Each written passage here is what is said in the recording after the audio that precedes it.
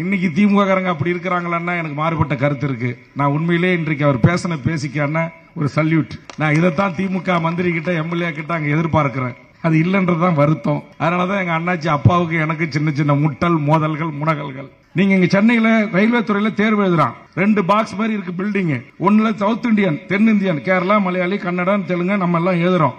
இங்க 100 பேர்ல 98 பேர் ஃபெயில். அப்படியே பக்கத்துல வடமாத்துக்காரன் சிறப்பு ரயில்ல வந்து இறங்கி அங்க எழுதுறான். 100 பேர் எழுதுறான், 100 பேரும் பாஸ். எல்லா ரயில்வே துறையில கை காட்டுற வேலையில இருந்து டிடில இருந்து எல்லா பதவியும் அவனுக்கு கிடைக்குது. இது சாதாரண விடயமா?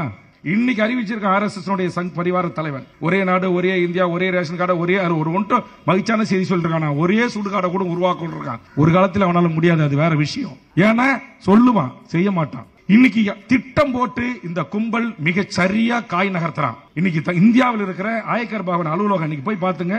தென்னிந்தியாவை சேர்ந்த 1200 பேர் ரெவன்யூ இன்ஸ்பெக்டர்ஸ் எடுத்திருக்கான். பிற்காலத்தில் income tax deputy commissioner, joint commissioner, additional commissioner பதவிக்கு வருவான். 35 வயசுல ஒருவன் கூட தமிழன் கிடையாது, மலையாளி கிடையாது, கன்னடம் கிடையாது, தெலுங்கு கிடையாது, எல்லாம் இந்திக்காரன். இது எப்படி நடக்குது? இது எல்லாம் இங்க இருக்கிற ஆட்சியாளர்களுக்கு நாம் சட்டமன்றத்தில் சொன்னால் கோபம் வருகிறது. இன்னைக்கு சென்னை உயர்நீதிமன்றத்தில் 45 நீதிபதிகள். எத்தனை பேர் இந்த மண்ணின் புரியக்கூடிய மக்கள்? இந்திய நாட்டில் இருக்கிற 60க்கும் மேற்பட்ட உச்சநீதிமன்றத்துடைய நீதிபதிகளில் எத்தனை பேர் எஸ்சி எஸ்டி, எத்தனை பேர் இஸ்லாமியன், எத்தனை பேர் கிறிஸ்துவன், எத்தனை பேர் எம்பிசி, எத்தனை பேர் ஓபிசி? இந்திய நாட்டில் இருக்கிற 180 துறை செயலாளர்களிலே எத்தனை பேர் இந்திய நாட்டுடைய பெரும்பான்மை 90 கோடி மக்களுக்கு சொந்தமானதாக இருக்கிறது? நாடாளுமன்றத்தினுடைய இரு அவைகளுடைய பார்லிமெண்ட் செக்ரட்டரிஸ், அங்க இருக்கிற பிரதமர் அமைச்சருடைய செயலாளர்கள் எல்லாத்திலையும் கரெக்டா திட்டம் போட்டு யார் வந்து உட்காரணுமோ அவன் உட்கார்ந்து இருக்கிறான். எந்த தீர்ப்பை யார் எழுதணும்னு அவன் முடிவு பண்றான். ஆனா இங்க நம்ம சட்டமன்றத்தில் இங்க இப்படி நடக்குதுங்க, அங்க அப்படி நடக்குதுன்னு கொஞ்சம் சுட்டி காட்டுனா எங்க சின்னத்துல நின்னுட்டு எங்களையே நீ குறை சொல்றியா, எங்களையே திட்டுறியா? ஐயோ, உங்களை திட்டலையா? உங்கள் தலைவர் கலைஞர் அவர்கள் கொண்டு வந்த அத்தனையும் நாசமாக்கி மண்ணோடு மண்ணாக்குறான். உங்க கூட இருக்கிற பியூரோகிரசி என்கிற சங்கி ஆர்எஸ்எஸ் அதிகார கும்பல் தலைவர் கலைஞர் வழியில் தளபதி அவர்களே சமூக நீதி ஆட்சி நடத்துங்கன்னு சொல்றோம். சாதிவாரி கணக்கெடுப்பு நடத்துங்கன்னு சொல்றோம். தமிழ் ஆட்சி மொழியா நடைமுறைப்படுத்துங்கன்னு சொல்றோம். இந்திய இன்னைக்கு எதிர்த்தோம், விட்டுட்டான். இன்னைக்கு இந்திக்காரனை கொண்டு வந்து இறக்குறான். எல்லா இடங்களையும் உட்கார்ந்துருக்கான். இன்னைக்கு ஆந்திரா, கேரளா, கர்நாடகக்காரன் இங்க தமிழ்நாட்டில் தேர்வு எழுதி இபி டிபார்ட்மெண்ட்ல 1200 பேர் அப்பாயின்மெண்ட் வாங்கியிருக்கான். தெரியுமா? எத்தனை பேருக்கு தெரியும்? அரசியல் கட்சி தலைவர்களுக்கு தமிழ்நாட்டில் பாலிடெக்னிக் ஐடி விரிவுரையாளர் பேர் 1200 பேர் வடநாட்டுக்காரன். லிஸ்ட் ஒட்டின பிறகுதான் தெரியுது சர்மா குருமான்னு. நாளைக்கு அந்த இடத்துல உட்காந்துட்டான். அவன் தான் துணை மந்திரா வருவான், அவன் தான் எங்க பாலிடெக்னிக் முதல்வராக வருவான், கல்லூரி பேராசிரியர் வருவான். இப்ப இங்கே வந்திருக்கிறாரு மொழி போராளி தியாகி. இவங்க மாதிரி மொழிக்கு இனத்திற்கு போராடிவங்க எப்படி அந்த சீட்ல நம்ம உட்கார முடியும்? நான் கேட்கிறேன், திருமாவை வைத்துக் கொண்டு இந்த மேடையில கேட்கிறேன், இத்தனை பத்திரிகை ஊடகம் இருக்கு. இந்த சென்னை தலைநகரத்தில் இங்க உட்கார்ந்து இருக்கிற இந்த பூர்வகுடி மக்கள் கிட்ட இருந்த உரிமை, வணிக உரிமை, வேலைவாய்ப்பு உரிமை, தங்கம், வெள்ளி, இரும்பு, எலக்ட்ரிக்கல், எலக்ட்ரானிக் கூட்ஸ், அடுக்குமாடி குடியிருப்பு, ஆட்டோ பைனான்ஸ், 2 வீலர் பைனான்ஸ், ஏதாச்சும் ஒண்ணு இங்க உட்கார்ந்து இருக்க உங்க கிட்ட இருக்கா சொல்லுங்க?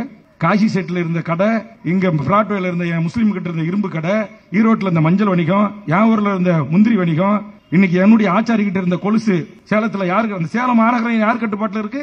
இங்க வடசென்னையில கம்யூனிட்டி கேட்டு போட்டு தமிழர்களை நாய போல வச்சிருக்கானா இல்லையா? இது எல்லாம் குறித்து பேசுறதே இல்ல. ஓட்டு மட்டும் இந்தியில அடிச்சு போஸ்ட் கேட்டு ஓட்டு கேட்டா போதுமா?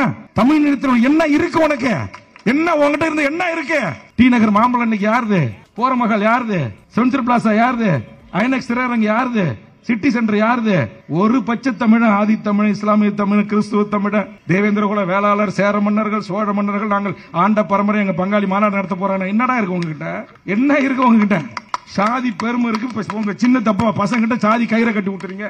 இப்ப அவன் இஸ்லீம், இவன் கிறிஸ்துவ, அவனை வெட்டு, அவனை குத்து, அவனுக்கு பாங்குவாத விடாத, அந்த சர்ச்சையை இடி. இப்படிதான் நம்ம பசங்க பிஞ்சுக்கிட்டு நிக்கிறான் ஸ்கூல்ல. இல்லன்னா 3வது படிக்கிற பையன் வகுப்புல கத்தி எடுப்பானா? இதே பக்கத்துல இருக்கிற ஒரு ஆங்கில கான்வென்ட்ல டீச்சரை கத்தியால குத்துவானா? 5வது பையனை கத்தியால வெட்டுவானா? பட்டம் பகல்ல காதலிச்ச குற்றத்துக்காக கொண்டு தூக்கி போடுவானா?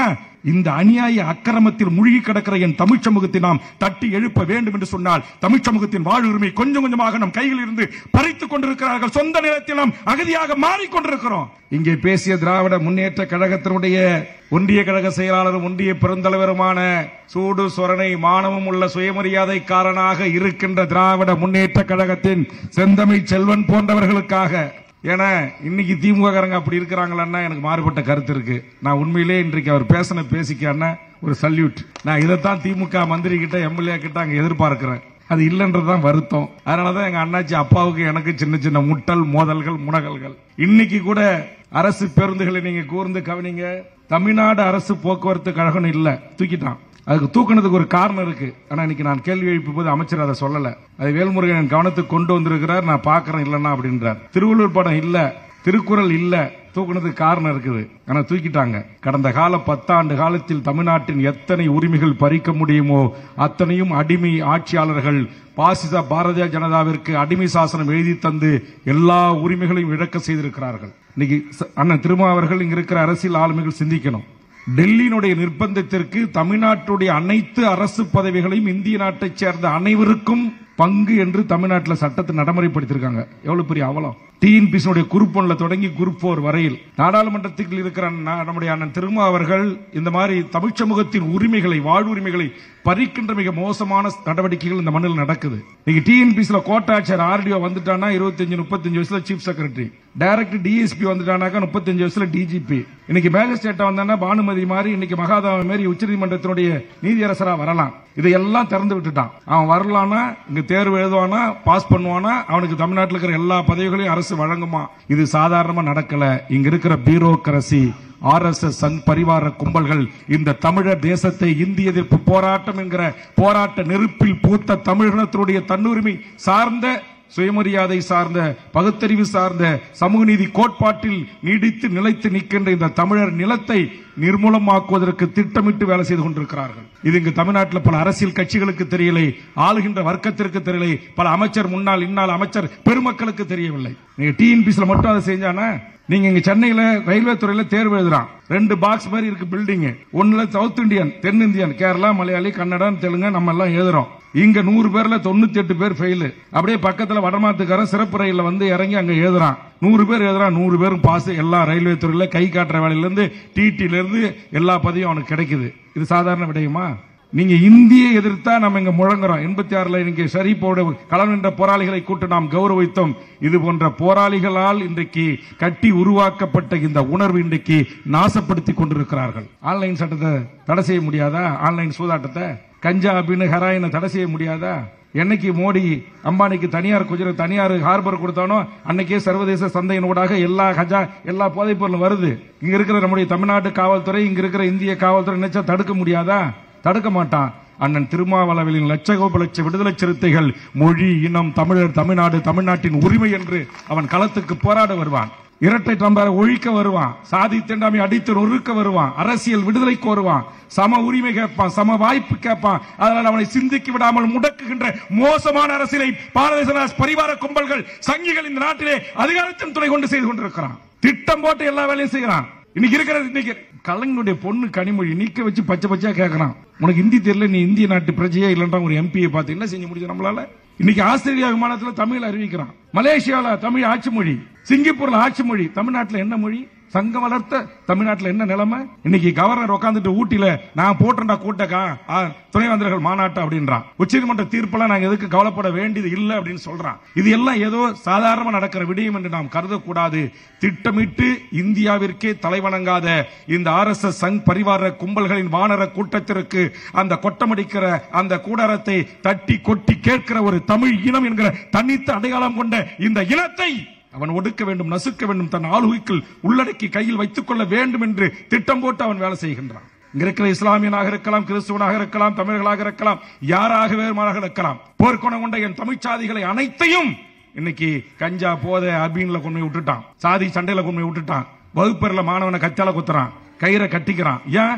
இவன் இந்த நாட்டில் மோடி கும்பல் 14 வருஷமா இன்னைக்கு 10 ஆண்டு 12 ஆண்டு நிறைவு செய்கின்ற போது இந்த நாட்டில் இவர்கள் செய்திருக்கிற அநியாய அக்கிரம அட்டூழியங்கள். இன்னைக்கு பாபர் மசீல தொடங்கினா, காஷ்மீரை பிரிச்சான், சிஏ என்ஆர்சி என்பிஆர் கொண்டு வந்தான், வகுப்பு திருத்த சட்டம் இன்னைக்கு கொண்டு வந்திருக்கான், புது சிவில் சட்டம் கொண்டு வர இன்னைக்கு 44 36 வாரியங்களை உள்ளடக்கி இந்த ஏழை இங்க உட்கார்ந்து இருக்கிற இந்த அன்றாடம் காட்சிகளா இருக்கிற நம்முடைய தொழிலாளர் வர்க்கத்தினை பாதுகாப்பதற்கு 36 நல வாரியங்களை கொண்டு இந்தியாவிற்கு முன்மாதிரியான தொழிலாளர் உரிமைகளை பெற்று தந்த திராவிட முன்னேற்ற கழக அரசு தலைவர் கலைஞர் கொண்டு வந்த தொழிலாளர் வாரியத்தை இன்றைக்கு அடித்து நொறுக்கி ஒரே சட்டத்தை கொண்டு வந்துட்டான். பேராபத்து கத்தி தொங்கிக்கிட்டு இருக்கு. எதுல இல்ல? எல்லாவற்றையும் இந்த நாட்டை சின்ன பின்னப்படுத்திக் கொண்டிருக்கிறார்கள். இன்னைக்கு அறிவிச்சிருக்க ஆர்எஸ்எஸ் சங் பரிவார தலைவன், ஒரே நாடு, ஒரே இந்தியா, ஒரே ரேஷன் கார்டு, ஒரே ஒரு ஒன்றும் மகிழ்ச்சியான செய்தி சொல்லிருக்கான். ஒரே சுடுகாடை கூட உருவாக்க இருக்கான். ஒரு காலத்தில் அவனால முடியாது, அது வேற விஷயம். ஏன்னா சொல்லுவான், செய்ய மாட்டான். இன்னைக்கு திட்டம் போட்டு இந்த கும்பல் மிக சரியா காய் நகர்த்துறான். இன்னைக்கு இந்தியாவில் இருக்கிற ஆயக்கர் பவன் அலுவலகம் இன்னைக்கு போய் பாத்துங்க, தென்னிந்தியாவை சேர்ந்த 1200 பேர் ரெவன்யூ இன்ஸ்பெக்டர்ஸ் எடுத்திருக்கான். பிற்காலத்தில் income tax deputy commissioner, joint commissioner, additional commissioner பதவிக்கு வருவான். 35 வயசுல ஒருவன் கூட தமிழன் கிடையாது, மலையாளி கிடையாது, கன்னடம் கிடையாது, தெலுங்கு கிடையாது, எல்லாம் இந்திக்காரன். இது எப்படி நடக்குது? இது எல்லாம் இங்க இருக்கிற ஆட்சியாளர்களுக்கு நாம் சட்டமன்றத்தில் சொன்னால் கோபம் வருகிறது. புரிந்து கொள்ள மறுக்கிறார்கள். புரிந்து கொள்வதற்கு தகுதி வாய்ந்தவர்கள் புரிந்து கொள்ளுகிறார்கள். ஆனால் சிலர் என்ன பேச வரோம், என்ன சொல்ல வரோம், என் நாடு எப்படி உரிமைகளை இழந்து கொண்டிருக்கிறது, என் மாநிலம் எப்படி உரிமைகளை இழந்து கொண்டிருக்கிறது, நான் எவ்வளவு வலியோடு நின்று கொண்டிருக்கிறேன், வேதனையோடு நின்று கொண்டிருக்கிறேன் என்று இன்றைக்கு தமிழ்நாட்டு மக்கள் படுகின்ற துன்பங்கள், துயரங்கள். இன்னைக்கு ஆல் இந்தியா சர்வீஸ்ல 150 பேர் 200 பேர் வந்தான். அண்ணன் நாடாளுமன்றத்தில் குரல் எழுப்பினோம். இன்னைக்கு எனக்கு டெல்லியில் இருக்கிற நண்பர்கள் சொல்கிறாரு, தமிழ்நாட்டை சேர்ந்த அடிஷனல் இந்த நாட்டுடைய உளவுத்துறையோட உயர்ந்த பதவியில் இருந்த ஒரு பச்சம் தமிழன் சொல்கிறான், எங்கள் காலத்தில் தமிழர்கள் 150 பேர் 200 பேர் IAS, IPS, IFS என்று இந்திய நாட்டின் முழுக்க அதிகாரம் செலுத்துகின்ற பதவிகளில் இருந்தோம். வெளிநாட்டுடைய துறை செயலாளராக இருந்தோம், தூதுவர்களாக இருந்தோம். இன்றைக்கு 30 பேர்ல வந்து நிக்குது. நான் கேட்கிறேன், 30 ஆண்டுகளுக்கு முன்னாடி கணினி இல்ல, லேப்டாப் இல்ல, நவீன உலகத்தில் கோவில் இல்ல, எதுவும் இல்லாத போது என் தமிழர்கள் கூட்டம் UPSC தேர்ல 150 இடங்களை 200 இடங்களை பிடிச்சான்னா இன்றைக்கு ஸ்பிங்கர் டிப்பில் இந்த உலகத்தை கையில் வச்சிருக்கிற என் தமிழர்கள் இன்றைக்கு ஏன் IAS, IPS ஆக 200 பேர் வர முடியல என்றால் அந்த தேர்வு முறையில் கை வைக்கிறான். நீ சூத்திரனா, நீ இஸ்லாமியனா, நீ கிறிஸ்தவனா, நீ தமிழனா, உனக்கு செலக்ட் கிடையாது போடான்றான். அங்க தேர்வு கமிட்டிக்கு தலைவரா யார் இருக்கான? சங்கி கூட்டத்தின் தலைவன் இருக்கிறான். எல்லா இடங்களிலும் மிக சரியாக RSS 100 ஆண்டுகள் கடந்தும் அவனுடைய லட்சியத்தை, அவனுடைய நோக்கத்தை நிறைவேற்றுவதற்கான அத்தனை பணிகளையும் அவன் செய்து கொண்டிருக்கிறான். ஆக நாம் விழிப்பாக இல்லை என்று சொன்னால் தமிழகம் அன்னைக்கு 38, 65, 86 என்று இந்த காலகட்டங்களில் தொடங்கிய அந்த இந்தி எதிர்ப்பு போர் இன்றைக்கு தமிழ் சமூகத்தின் வாழ்வுரிமைக்கான போராக நாம் மாற வேண்டும். அப்படி இல்லை என்று சொன்னால் இந்திய சமூகத்தை சின்னாபின்னமாக்கி அவர்கள் நினைத்ததை மிக கச்சிதமாக சாதிக்கக்கூடிய அத்தனை வேலைகளையும் செய்து கொண்டிருக்கிறான். இன்னைக்கு சென்னை உயர்நீதிமன்றத்தில் 45 நீதிபதிகள். எத்தனை பேர் இந்த மண்ணின் புரியக்கூடிய மக்கள்? இந்திய நாட்டில் இருக்கிற 60க்கும் மேற்பட்ட உச்சநீதிமன்றத்துடைய நீதிபதிகளில் எத்தனை பேர் SC, ST, எத்தனை பேர் இஸ்லாமியன், எத்தனை பேர் கிறிஸ்தவன், எத்தனை பேர் MBC, எத்தனை பேர் OBC? இந்திய நாட்டில் இருக்கிற 180 துறை செயலாளர்களிலே எத்தனை பேர் இந்திய நாட்டுடைய பெரும்பான்மை 90 கோடி மக்களுக்கு சொந்தமானதாக இருக்கிறது? நாடாளுமன்றத்தினுடைய இரு அவைகளுடைய பார்லிமெண்டரி செக்ரட்டரிஸ், அங்க இருக்கிற பிரதமர், அமைச்சருடைய செயலாளர்கள் எல்லாத்திலையும் கரெக்டா திட்டம் போட்டு யார் வந்து உட்காரணுமோ உட்கார்ந்து இருக்கிறான். எந்த தீர்ப்பை யார் எழுதணும்னு அவன் முடிவு பண்றான். பாபர் மசூதிக்கு தீர்ப்பு எழுதணும் நீங்க சொன்னா பாருங்க, தீர்ப்பை நான் எப்படி எழுதணும்னு சொன்னா இல்ல. ஆக இது எல்லாம் நாம் கருத்தில் கொள்ள வேண்டும். அன்றைய KM ஷரீப்புகள், அன்றைய தனியரசுகள், அன்றைய மீதா பாண்டியன்கள், அன்றைய கோவை ராமகிருஷ்ணன், குளத்தூர் மணிகள், அன்றைய மாணவர் பருவத்தில் இருந்து ஒரு மிகச்சரியான அறிவார்ந்த அரசியலை என் ஒடுக்கப்பட்ட பிற்படுத்தப்பட்ட மக்களுக்கு ஒரு நம்முடைய புரட்சியாளர் அம்பேத்கர் வழியில் கற்பி ஒன்று சேர் புரட்சி செய் என்கிற தத்துவார்த்த அரசியலை புரிந்து கொண்டு செய்கிற அண்ணன் திருமா போன்ற எண்ணற்ற தமிழ் சமூகத்தின் தலைமைகள் வரணும். நான் கூட முதலமைச்சர் சொன்னேன், இப்ப நம்முடைய நாடாளுமன்ற உறுப்பினர்கள் நாடாளுமன்ற உரையை பேசுகின்ற போது மெய் சிலிக்கிறது. அவ்வளவு அற்புதமாக இன்றைக்கு இந்த இனம் எப்படி ஒடுக்கப்படுகிறது, தமிழகம் எப்படி வஞ்சிக்கப்படுகிறது, நிதியில் இருந்து பல்வேறு பிரச்சனைகளை அடுக்கடுக்காக மிக ஆழமாக எடுத்து வைக்கிறார்கள். உண்மையிலேயே நான் பெருமைப்படுகிறேன். ஆனா இதையெல்லாம் சங்கிகள் அப்படியே கொஞ்சம் கூட சூடு சொரணம் இல்லாம எப்படி நாரா கிழிச்சு எங்க அக்கா சுந்தரவெளி பானையில தொங்க விட்டாலும் அப்படியே தொடச்சி போட்டு உட்காந்துருக்கான். ஆனா இங்க நம்ம சட்டமன்றத்தில் இங்க இப்படி நடக்குதுங்க, அங்க அப்படி நடக்குதுன்னு கொஞ்சம் சுட்டி காட்டுனா எங்க சின்னத்துல நின்னுட்டு எங்களையே நீ குறை சொல்றியா, எங்களையே திட்டுறியா? ஐயோ உங்களை திட்டலையா, உங்கள் தலைவர் கலைஞர் அவர்கள் கொண்டு வந்த அத்தனையும் நாசமாக்கி மண்ணோடு மண்ணாக்குறான் உங்க கூட இருக்கிற பியூரோக்ரசி என்கிற சங்கி RSS அதிகார கும்பல். தலைவர் கலைஞர் வழியில் தளபதி அவர்களே சமூக நீதி ஆட்சி நடத்துங்கன்னு சொல்றோம், சாதிவாரி கணக்கெடுப்பு நடத்துங்கன்னு சொல்றோம், தமிழ் ஆட்சி மொழியா நடைமுறைப்படுத்துங்கன்னு சொல்றோம். இந்திய இன்னைக்கு எதிர்த்தோம் விட்டுட்டான், இன்னைக்கு இந்திக்காரனை கொண்டு வந்து இறக்குறான், எல்லா இடங்களையும் உட்காந்துருக்கான். இன்னைக்கு ஆந்திரா, கேரளா, கர்நாடகக்காரன் இங்க தமிழ்நாட்டில் தேர்வு எழுதி EP டிபார்ட்மெண்ட்ல 1200 பேர் அப்பாயின்மெண்ட் வாங்கியிருக்கான். தெரியுமா? எத்தனை பேருக்கு தெரியும்? அரசியல் கட்சி தலைவர்களுக்கு தமிழ்நாட்டில் பாலிடெக்னிக் IT விரிவுரையாளர் பேர் 1200 பேர் வடநாட்டுக்காரன். லிஸ்ட் ஒட்டின பிறகுதான் தெரியுது சர்மா குருமான்னு. நாளைக்கு அந்த இடத்துல உட்காந்துட்டான், அவன் தான் துணை மந்திரா வருவான், அவன் தான் எங்க பாலிடெக்னிக் முதல்வராக வருவான், கல்லூரி பேராசிரியர் வருவான். இப்ப இங்கே வந்திருக்கிறாரு மொழி போராளி தியாகி. இவங்க மாதிரி மொழிக்கு இனத்திற்கு போராடிவங்க எப்படி அந்த சீட்ல நம்ம உட்கார முடியும்? நம்முடைய இந்திய அரசாங்கத்தில் இருக்கிற இன்னைக்கு இந்த கவர்னர் என்ன செய்யறான்? தமிழ்நாட்டில் இருக்கிற 7 கோடி மக்களிலே கல்வி பெற்றவன், அறிவு பெற்றவன் எவனும் துணைவேந்தருக்கு தகுதியில்லை என்று ஆந்திராவிலிருந்து உத்தரப்பிரதேசத்தில் கொண்டு வந்து நியமிக்கிறானா இல்லையா? இப்படி மாநில உரிமைகளை பேசுகின்ற ஒரு திராவிட முன்னேற்ற கழகம் என்று இந்திய எதிர்ப்பு போராட்ட களத்திலேயே இந்த நாட்டில் 5வது முறை ஆட்சிக்கு வந்த திராவிட முன்னேற்ற கழகம் ஆண்டு கொண்டிருக்கிற போது தலைவர் கலைஞருடைய மகன் முத்துவேல் கருணாநிதி ஸ்டாலின் ஆட்சியிலே இது நடக்கிறது என்று சொன்னால் இந்த அநியாய அக்கிரம RSS கும்பல், அண்ணாமலை கும்பல், தமிழிசை கும்பல், H. ராஜா கும்பல் இந்த நாட்டுடைய அதிகாரத்தில் அமர்ந்தால் நம்ம கைகளை வைத்து நம்ம கண்ணை குத்துவான். இவன் தான் போடுவான் முதல் கையெழுத்து, நமக்கு துரோக கையெழுத்து. கட்சி தீவை தூக்கி கொடுத்துட்டோம் பண்றவன் பியூரோகிரசி அன்னைக்கே ஏமாத்திருக்கான் கலைஞரை, அன்னைக்கே ஏமாத்திருக்கிறான் யார இந்திரா காந்தி அம்மையார. 1974 இந்திரா காந்தி பிரதமருக்கும் பண்டாரநாயக்கும் ஒப்பந்தம், அந்த ஒப்பந்தம் செல்லாதுன்னு எமர்ஜென்சி காலத்துல 2 நாட்டுடைய வெளியுறவுத்துறை செயலாளர் போடுறான், நீ அந்தோனியர் கோயிலுக்கு வரக்கூடாது, வலைகளை உயர்த்தக்கூடாது, மீன் பிடிக்கிற உரிமை இல்லைன்னு இந்திய நாட்டின் உச்சநீதிமன்றம் வேடிக்கை பார்க்கிறது, நாடாளுமன்ற இரு அவைகளும் வேடிக்கை பார்க்கிறது, இந்தியாவினுடைய சட்டமன்றங்களும் வேடிக்கை பார்க்கிறது. பிரதமர்கள் போட்ட ஒப்பந்தம் செல்லாது என்று பியூன்கள் போட்ட ஒப்பந்தத்தை நடைமுறைப்படுத்திக் கொண்டிருக்கிறான் ஒன்றிய ஆட்சி அதிகாரத்தில் இருப்பவன். கவனமாக உள்ளார்ந்த அரசு கவனிங்க. இந்திரா காந்தி போட்ட ஒப்பந்தத்தில் மீன் பிடிக்க உரிமை இருக்கு, வலைகளை உயர்த்துக் கொள்ள உரிமை இருக்கு, அந்த வழிபடுவதற்கு உரிமை இருக்கு, தங்கச்சி மடம் ராமேஸ்வரம் மீனவர்கள் சென்று வருவதற்கு அனுமதி இருக்கிறது. ஆனால் எமர்ஜென்சி காலத்தில் 76 இந்த நாட்டுடைய 2 செயலாளர்கள் போட்ட ஒப்பந்தம் தாண்டா செல்லும், பிரதமர் 2 பேர் போட்ட ஒப்பந்தம் செல்லாதுன்னு சொல்லிட்டான். விஷயம் எங்க இருக்கு? இதை தன் வாழ்நாள் முழுவதும் உயிர் உள்ளவரை தமிழ் தேசிய போராளி நம்முடைய காரை மைந்தன் அவர்கள் வாழ்நாள் முழுக்க பேசினார். எவனும் எடுபடல, சட்டமன்றத்தில் பேசின எடுபடல. அப்ப திருமா போன்றவர்கள் அறிவார்ந்த அரசியலை நாடாளுமன்றத்திலும் மக்கள் மன்றத்திலும் பத்திரிகை ஊடகத்துறையிலும் எடுத்து வைக்கின்ற நீங்கள், என் அருமை சகோதரன் KM ஷரீப் போன்றவர்கள், தனியரசு போன்றவர்கள், எங்களுக்கு என்ன ஆசைனா என் கூட இங்க இருக்கிற இந்த கூட்டம் உள்ள இல்லையேன்னு தான் வருத்தமா இருக்கு. SR பாண்டியெல்லாம் வந்திருக்காங்க, ஒரு இயக்கமாக இருந்தவர், அரசியல் கட்சியாக இருக்கிறாங்க. திருமுருகன் காந்தியை போன்றவர்கள், குழந்தை அரசன் போன்றவர்கள் என்னோடு இல்ல, ஒத்தாலா நின்றுட்டு கத்துறேன், எடுபடல. அதையும் இன்னைக்கு என்ன மகிழ்ச்சினா, தமிழ்நாடு நீங்க இந்திக்காரன் இப்படியே பண்ணிக்கிட்டு இருந்தா, கவர்னர் இப்படியே பண்ணிக்கிட்டு இருந்தா, மோடி இப்படியே பண்ணிக்கிட்டு இருந்தா, அமித்ஷா கும்பல் இப்படியே பண்ணிக்கிட்டு இருந்தா, தோழர் தமிழரசனுடைய தமிழ்நாடு விடுதலை வேட்கை இந்த மண்ணில் மீண்டும் எழும் என்று சட்டமன்றத்தில் பதிவு செய்தேன். அதை கூட பதிவு புத்தகங்களிலே சேர்த்துக் கொள்வதற்கு ஸ்டாலின் அவர்கள் முதலமைச்சராக இருந்தது ஒருத்தந்தால் அதுவும் எனக்கு கிடைத்தது. அதுவும் அடிமைகள் இருந்தால் அடுத்த நிமிடமே தூக்கி எறிந்திருப்பார்கள், வெட்டி தூக்கி எறிந்திருப்பார்கள். புலவர் கலியபெருமாளை வரலாற்றில் பதிவு செய்தேன். 38 தனிநாடு கட்ட தலைவர்களை பதிவு செய்தேன்.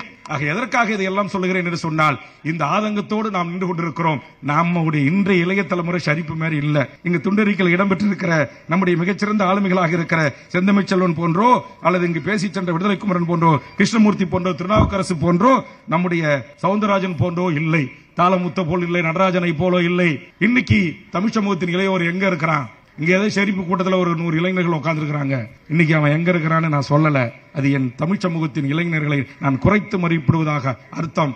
ஆனால் அவன் வேறு பாதையில் இருந்து கொண்டிருக்கிறான். இவன் கண் முன்னால் இவனுக்கான வாழ்வுரிமை, இவனுக்கான இனத்திற்கான உரிமை, மொழி உரிமை, வேலைவாய்ப்பு உரிமை, எல்லா அதிகாரம் அற்றவனாக ஒன்றிய பாரதிய ஜனதா அரசுகளால் திட்டம் போட்டு, அவர் என்ன சொல்லுவாங்க, திட்டம் போட்டு திருடுற கூட்டம் திருடிக்கிட்டே இருக்குன்னு, அந்த மாதிரி இந்த நாட்டை சுரண்ட ஒரு கூட்டம் சுரண்டிக்கிட்டு இருக்கு. அண்ணா அன்னைக்கு சொன்னார், வடக்கு வாழ்கிறது தெற்கு தேய்கிறது.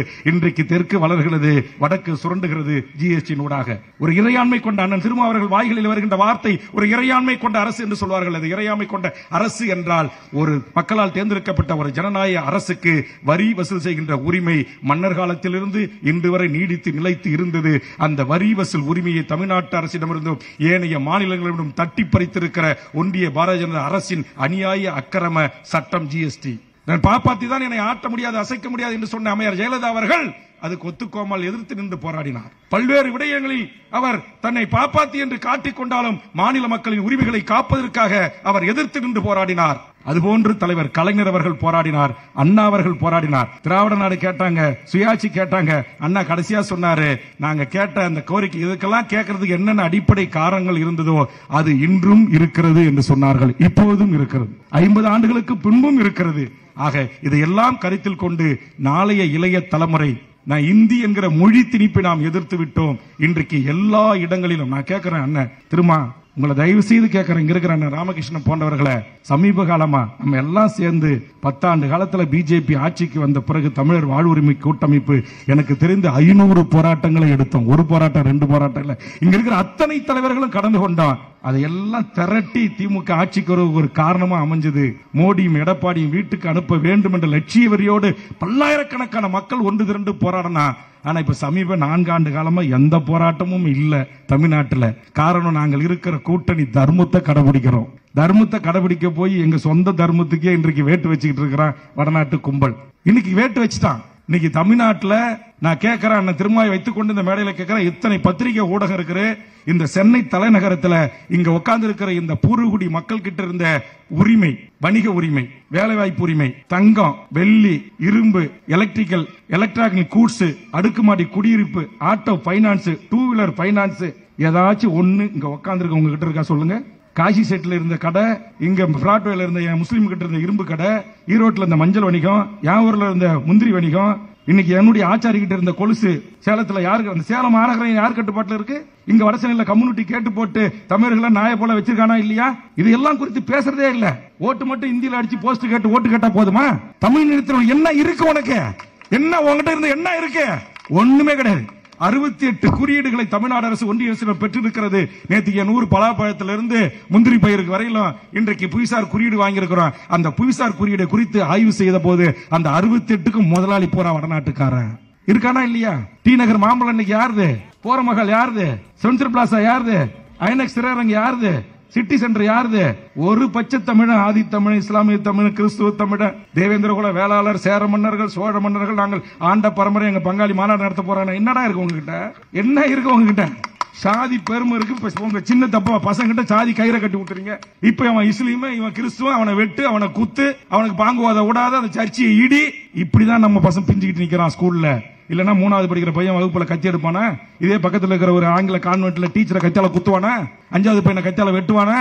பட்டம் பகல்ல காதலிச்ச குற்றத்துக்காக கொண்டு தூக்கி போடுவானா?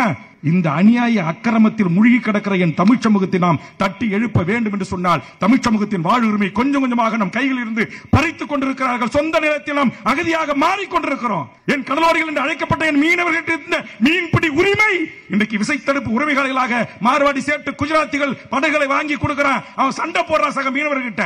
இன்றைக்கு அம்பானி அதானி துறைமுகத்திற்கும் ஈத்தன் திட்டங்களுக்கும் இன்றைக்கு கடலோரம் முழுவதும் தாரை வார்க்கப்படுகிறது. லட்சக்கணக்கான ஏக்கர் கிலோமீட்டர் தூர கடல் உனக்கு தான் சொந்த ஏறி கொடுத்துட்டான். தனியார் ஹார்பர் வந்துச்சு, தனியார் இன்னைக்கு மின் உற்பத்தி நிலையம் வந்துச்சு, எல்லாம் தனியார் மயம். மண்ணின் மக்கள் எங்க வாழ்றோம்? இன்னும் கொஞ்ச காலத்தில் நம்ம எங்க வாழ போறோம்? இதை குறித்து ஒரு அறிவு சார்ந்த அரசியலை என் தமிழ் சமூகத்தின் இளையோரிடம் விதைத்து ஆதிக்க இந்தியை நாம் விரட்டி அடித்தோம். இன்றைக்கு தமிழ் சமூகத்தின் வாழ்வுரிமையை முற்றுமுழுமாக இழந்து கொண்டிருக்கிறோம். இதற்கு எதிரான மிகப்பெரிய போரை தமிழ் சமூகம் தொடங்க வேண்டும் வேண்டும் என்று கேட்டு அந்த காலத்தில் இப்படி ஒரு போராட்ட உணர்வோடு தன்னுடைய தளபதிகளோடு தன்னுடைய சக தோழர்களோடு இயக்கம் கண்ட என் அருமை தோழன் KM ஷரீப் அவர்களும் அவரோடு தோல் நின்ற போராளிகளுக்கும் என் நெஞ்சார்ந்த பாராட்டுகளையும் வாழ்த்துக்களையும் கூறி நிறைவு செய்கிறேன். நன்றி, வணக்கம்.